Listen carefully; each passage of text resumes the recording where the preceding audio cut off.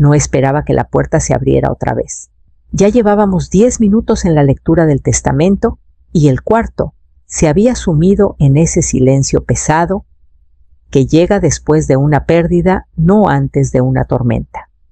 Estaba sentada cerca de la ventana, con los dedos apretando un vaso de papel lleno de café amargo que apenas había probado. Entonces escuché su voz. Me dijo que algún día todo sería mío. Leonel. Mi cuerpo reaccionó antes de que mi cabeza pudiera procesarlo. El estómago se me hizo un nudo. Los dedos se me helaron y un zumbido extraño me llenó los oídos como cuando un recuerdo choca con el presente. Levanté la vista y ahí estaba mi hijo 10 años mayor, con la misma arrogancia de cuando se fue. Camisa impecable, zapatos lustrados, una sonrisa demasiado confiada, como si estuviera entrando a un juego que planeaba ganar sin despeinarse. Lo seguía un hombre en traje a la medida, con una carpeta de cuero en la mano. Su abogado, supuse. Leonel no me miró. Fue directo hacia el abogado del testamento, asintió una vez, y se sentó frente a los documentos, sin disculpas, sin reconocerme, ni siquiera un murmullo educado por la muerte de su padre. Puse el vaso en la mesa con cuidado, intentando que no me temblaran las manos. El abogado carraspeó, pero no dijo nada. Esto no le sorprendía. Claro que no. Leonel había estado en contacto, pero no conmigo. Soy el hijo único, añadió Leonel con ligereza, tamborileando los dedos sobre la carpeta que traía su abogado. Supongo que podemos hacer esto rápido y sin complicaciones. Sin complicaciones. 10 años, ni una llamada, ni una carta, ni siquiera cuando Ulises entró al hospicio, ni cuando la casa se volvió un eco, ni cuando marqué cada número que tenía y dejé mensajes que nadie contestó. Sin complicaciones, dijo. No respondí. Mi voz se habría quebrado. En cambio, crucé las manos en mi regazo y miré el espacio donde Ulises debería haber estado. Él lo había preparado todo. Lo supe en ese momento. Sabía que nuestro hijo podía aparecer no a despedirse, sino a reclamar. El abogado bajó la mirada hacia la carpeta frente a él y tomó un USB etiquetado para la lectura. Final. Leonel se acomodó en la silla, como si fuera el dueño del lugar, piernas cruzadas, brazos relajados, pero con esa chispa de impaciencia en los ojos. El abogado a su lado no habló de inmediato. Solo abrió su carpeta y comenzó a alinear un pequeño montón de papeles frente al abogado del testamento, cada hoja perfectamente colocada. Mantuve las manos cruzadas. Si me movía, tal vez diría algo de lo que después me arrepentiría. El abogado del testamento me miró con algo parecido a una disculpa. Luego tomó la primera hoja. Señor Morán, dijo, esto no es una audiencia de sucesión. Puede estar presente, pero esta lectura es un asunto privado dispuesto por su padre. Leonel soltó una risa corta. No será privado por mucho tiempo. No vine a escuchar. Vine a reclamar lo que es mío. Su abogado deslizó un documento por la mesa. Una petición para acceder y reclamar la herencia proporcional como familiar directo, anunció con tono frío y clínico. Miré el papel, pero no lo tomé. El nombre de Ulises estaba escrito en la parte superior junto a una fecha de defunción que aún se sentía irreal al verla en tinta. Habían pasado solo 2 semanas. Sus zapatos seguían junto a la puerta. Leonel por fin me miró, como si apenas recordara que yo existía. Te ves bien, mamá. Espero que te hayas cuidado. Su tono era demasiado pulido, demasiado distante. No era cariño, solo costumbre. Asentí levemente, pero no dije nada. No preguntó por los últimos días de Ulises, por la morfina, por el silencio que se alargaba en las noches mientras yo estaba al lado de un hombre que alguna vez cargó a nuestro hijo en los hombros. No preguntó cómo fue sostener su mano cuando dejó de respirar. No, él vino por papeles. El abogado no respondió de inmediato. Solo apartó la petición, sacó un USB de un sobre etiquetado y dijo: «Por instrucciones del señor Ulises Morán, comenzaremos con esto». Lo insertó en el monitor y el rostro de Ulises apareció en la pantalla más delgado de lo que recordaba, pero con la mirada firme. La última vez que vi a Leonel, antes de hoy, cerró la puerta de la casa con tanta fuerza que el marco se astilló. Su voz temblaba, no de miedo, sino de furia. Habíamos discutido por horas esa noche. Todo empezó con el préstamo que quería, 50,000 pesos para un negocio que decía que era pan comido. Ulises y yo le dijimos que no. No porque no creyéramos en él, sino porque sabíamos que no estaba listo. Había abandonado la escuela el año anterior. No había durado más de unos meses en ningún trabajo. Y la gente con la que andaba no era de las que se quedan cuando las cosas se ponen color de hormiga. Se paró en medio de la cocina y nos llamó retrógrados. Dijo que le estábamos cortando las alas, que éramos unos miedosos demasiado cobardes para invertir en nuestro propio hijo. Luego salió, sin maleta, sin plan, solo con fuego en los ojos y veneno en la lengua. 2 días después fui a buscar el archivo de seguros de Ulises en la caja fuerte. Estaba abierta. El dinero que teníamos guardado, 40,000 pesos para emergencias, ya no estaba. Y Leonel tampoco. Llamamos a todos los números que teníamos. Ulises hasta manejó al paradero de autobuses, caminando de andén en andén, mostrando una foto de Leonel. Yo llamé a hospitales, a la cárcel, a su antiguo compañero de cuarto. Nadie lo había visto o no querían admitir que sí. Esa semana, Ulises envejeció 5 años. Dejó de usar su reloj. Yo dejé de cocinar en grandes cantidades. Dejamos la luz del porche encendida por meses y cada día de muertos ponía 3 lugares en la mesa. El tercer plato siempre se quedaba limpio. Al principio no podía dejar de hacerlo. Sentía que era como rendirme con él por completo. Pero año tras año el silencio pesaba más que la esperanza. Al final, la bombilla del porche se fundió y no la reemplacé. El tercer plato se quedó en la alacena. Nunca hicimos un funeral por nuestro hijo, pero enterramos algo de todos modos. Y cuando el video comenzó a reproducirse en esa sala, cuando la voz de Ulises llenó el aire, otra vez supe que nunca habíamos llorado de verdad lo que perdimos, hasta ahora. La carpeta había estado en el escritorio de Ulises durante semanas antes de que muriera. Lo vi guardarla en el cajón una tarde lenta, después de un día largo de silencio entre nosotros. No dijo qué había dentro, solo que estaba listo. Final dijo, con una voz más cansada que segura. Ahora estaba frente a mí, otra vez entregada por el abogado. No era gruesa, unas pocas hojas, un USB pequeño y una nota doblada en el bolsillo delantero. Mi nombre estaba escrito afuera, con la letra fuerte y cuadrada de Ulises. La desdoblé despacio, ya sintiendo el peso de las palabras antes de leerlas. Ella merece paz. Y la verdad. Eso fue todo. Sin explicaciones largas, sin justificaciones. Solo la voz de Ulises en papel tan directa como siempre fue. Se me cerró la garganta. Pasé a los documentos. El testamento revisado había sido firmado y notariado apenas 31 días antes de que diera su último respiro. Todos los bienes, la casa, las cuentas de retiro, el coche, incluso el terreno en Michoacán, que nunca desarrollamos, eran para mí. Cada página llevaba su firma e iniciales. Cada palabra había sido revisada y atestiguada, legalmente impecable, innegable. Lo que me dejó sin aliento no fue que me dejara todo, fue que había borrado a Leonel por completo. Ni una cláusula de fideicomiso, ni una parte condicional, ni siquiera una línea nombrándolo como descendiente. No estaba mencionado.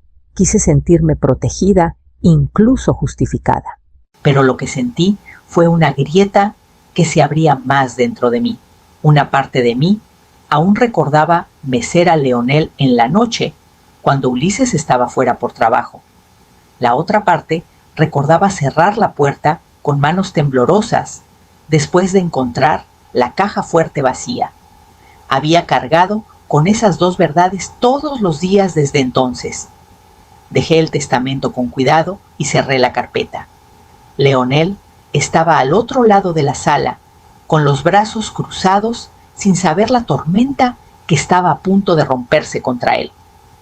El abogado volvió a mirar el monitor. La imagen de Ulises estaba congelada a medio parpadeo, esperando a que presionáramos play otra vez. El USB encajó sin hacer ruido, sin fanfarrias, sin anuncios, solo el zumbido suave del monitor mientras la pantalla se iluminaba y Ulises aparecía. Se veía más viejo de lo que quería recordar, demacrado, con las mejillas hundidas, la camisa de franela colgándole floja. Pero sus ojos eran firmes, directos. No había duda en su voz. Leonel dijo: si estás viendo esto, viniste por lo que queda.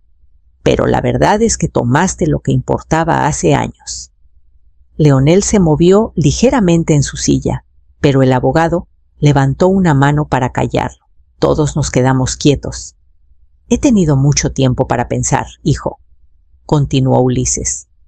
Más tiempo del que quería y menos del que necesitaba. Repasé 1000 veces dónde nos equivocamos, qué pude haber hecho diferente. Pero siempre vuelvo a una noche, la noche en que saliste y dejaste a tu madre sentada en la mesa llorando con las manos en la cara. Hizo una pausa. Respiró hondo, lento y débil. No me importa el dinero, Leonel. Ya no.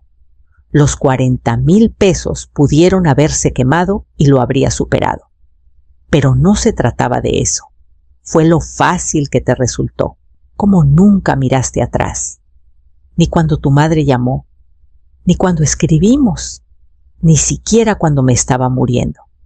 Mis dedos se aferraron al borde de la silla. No me atreví a parpadear. Te perdono, dijo Ulises entonces, y su voz se quebró solo una vez. No porque lo merezcas, sino porque no quiero llevar esto al otro lado. Te perdono como padre. Se enderezó un poco, miró directo a la cámara. Pero no te dejo nada como hombre. El video se pausó ahí. La pantalla se oscureció y el silencio se tragó la sala. Leonel miró al frente inmóvil. Por primera vez, desde que entró por esa puerta, no tenía nada que decir. El abogado se inclinó hacia adelante, ajustó la carpeta y me miró. ¿Seguimos con la lectura, señora Morán?, preguntó. Asentí. Mi voz aún no estaba lista, pero mi decisión sí. Leonel no se movió, ni cuando la pantalla se apagó, ni cuando el abogado cerró la carpeta y declaró el asunto concluido. Sus manos se quedaron en los brazos de la silla, los dedos tensos pero quietos, como si aún estuviera midiendo si hacer un escándalo o simplemente desaparecer otra vez.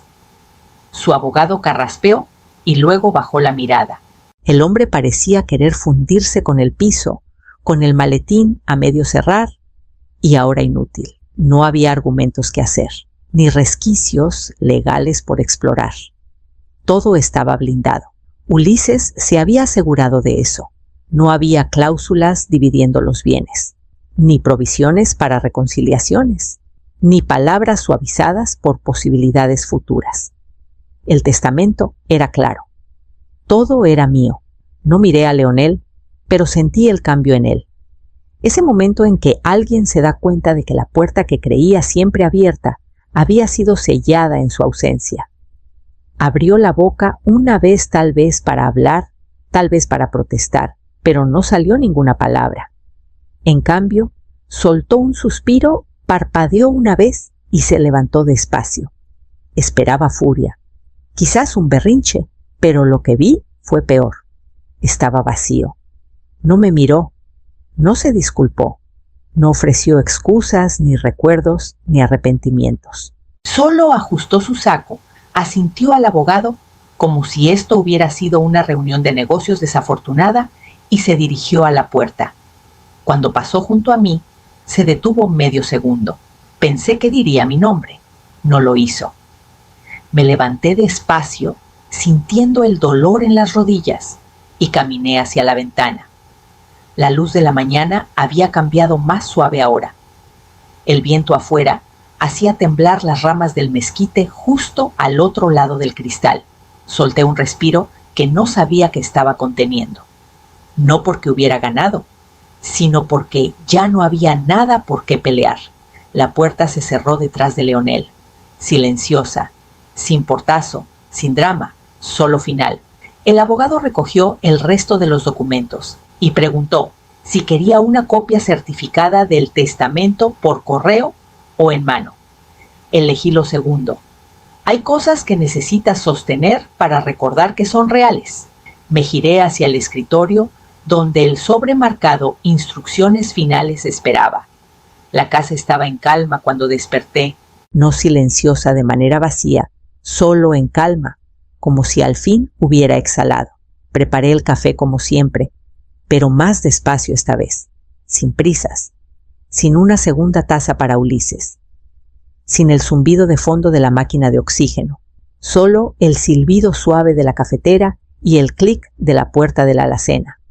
La cocina olía a pan tostado y algo ligeramente dulce quizás del frasco de mermelada que no había tocado en semanas. Todo estaba limpio. Ulises siempre fue meticuloso y yo seguí con eso. Era una forma de respetarlo, o tal vez solo de no desmoronarme. Serví una taza y la llevé a la mesa donde el sobre etiquetado final aún esperaba. No lo había abierto ayer. No había espacio para nada más. Ahora deslicé el dedo bajo el sello y desdoblé las páginas. Adentro había contraseñas, saldos de cuentas, nombres de contactos e instrucciones escritos con la letra prolija de Ulises, fechado solo 5 semanas antes de que muriera. Había pensado en todo. Traspasos, cierres, hasta un recordatorio para cancelar una suscripción que sabía que nunca usaba, pero que mantenía, porque a él le gustaba el boletín mensual. Los números estaban ahí. El patrimonio era más que suficiente, modesto pero seguro. Incluso había marcado qué cuentas podían moverse de inmediato y cuáles se beneficiarían de esperar. Sentí una ola de gratitud profunda, silenciosa, sin drama. Solo la certeza de que alguien se había preocupado lo suficiente para hacerme las cosas más fáciles. Dejé los documentos a un lado y tomé otro sorbo de café. La ventana dejaba entrar la luz suave de la mañana y las cortinas se movieron una vez antes de asentarse. Un pájaro se posó en la baranda, picoteó el aire y voló. No hubo llamadas, ni golpes en la puerta, ni disculpas, y no esperaba ninguna. Miré alrededor de la cocina, las tazas colgadas bajo la alacena, el calendario aún en el mes equivocado. El café me calentó las manos, y por primera vez el silencio no dolía. Solo estaba. Me levanté, recogí los documentos y los llevé al escritorio, en el estudio donde Ulises solía sentarse a cuadrar cada chequera a mano. Encima del cajón puse un pequeño montón destinado a donaciones. La sala de conferencias de la Fundación para Veteranos era sencilla. Una mesa larga, una cafetera en la esquina y una pared de placas que no se habían limpiado en un tiempo. No me importó. A Ulises tampoco le habría importado. Siempre prefirió los lugares que hacían el trabajo sin alardes. El hombre que me recibió fue amable. De mediana edad, bien afeitado, un poco cansado alrededor de los ojos. No pidió explicaciones cuando le dije que quería donar. Solo asintió, escuchó y sacó los formularios correctos, sin aspavientos. Le di el nombre de Ulises, no el mío. Nunca me habría pedido que lo hiciera, pero podía escucharlo en mi cabeza con un toque de diversión, un poco conmovido, diciendo algo como «Eso es demasiado, Elvira». Y luego, haciendo una pausa antes de admitir «Pero está bien». Doné C2.000.000, sin condiciones, sin restricciones, solo una nota al margen, para apoyo transitorio y servicios de duelo, viudas, cuidadores, cualquiera que se quede atrás. Él sabía lo que era regresar a casa y no reconocer nada, ni el país, ni a uno mismo. Una vez dijo que a veces el duelo Era peor después de sobrevivir. Me ofrecieron una foto, un artículo en el próximo boletín. Rechacé. No se trataba de reconocimiento. No era sobre reescribir nada. Era sobre equilibrio. Sobre devolver algo al lugar donde Ulises había dejado pedazos de sí mismo en silencio mucho antes de que lo conociera. Cuando firmé el documento final, sentí que algo se asentaba, no exactamente alivio, solo el peso de una cosa más puesta en su lugar. Me levanté para irme y el hombre me acompañó a la puerta. No intentó agradecerme de manera grandiosa. Solo la sostuvo abierta y dijo: haremos que valga la pena. Eso fue suficiente. La brisa afuera era cálida cuando salí al sol de la tarde.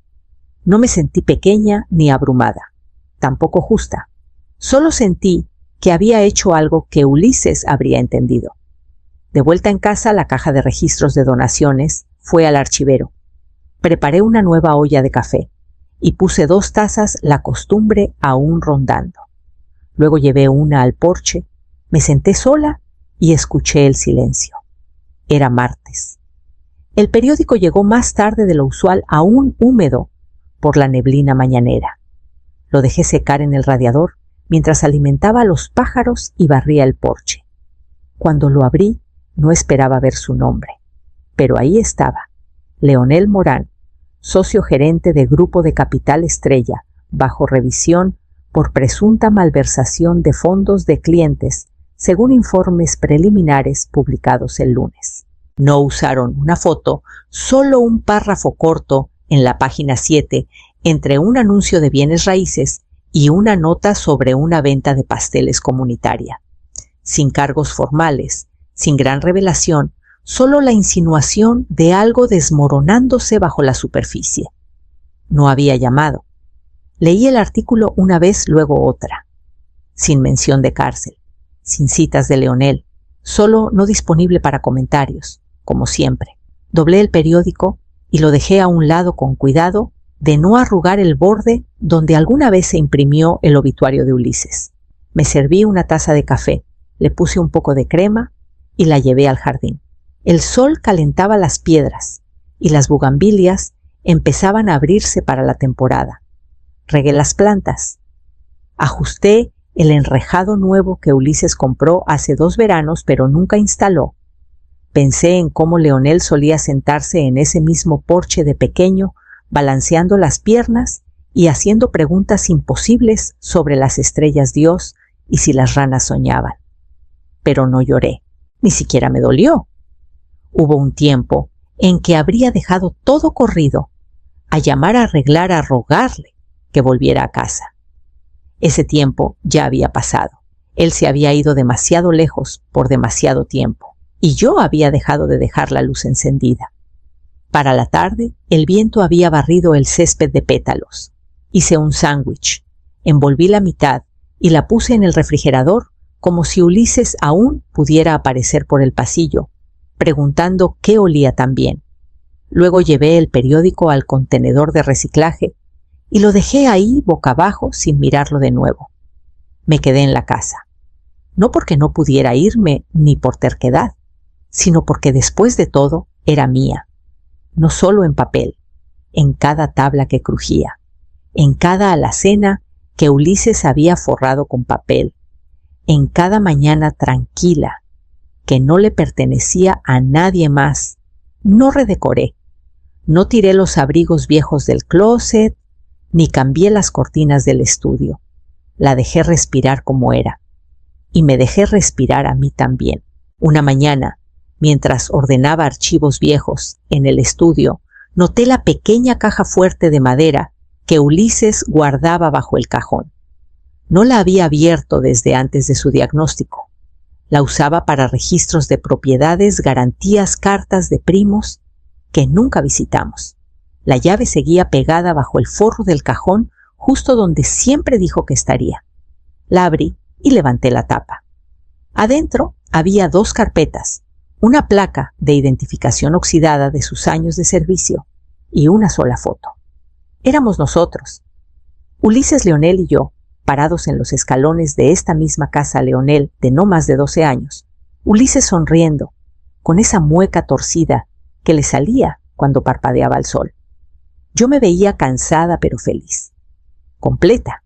Pegada al reverso había una nota con la letra de Ulises. Siempre fuiste mi principio y mi fin.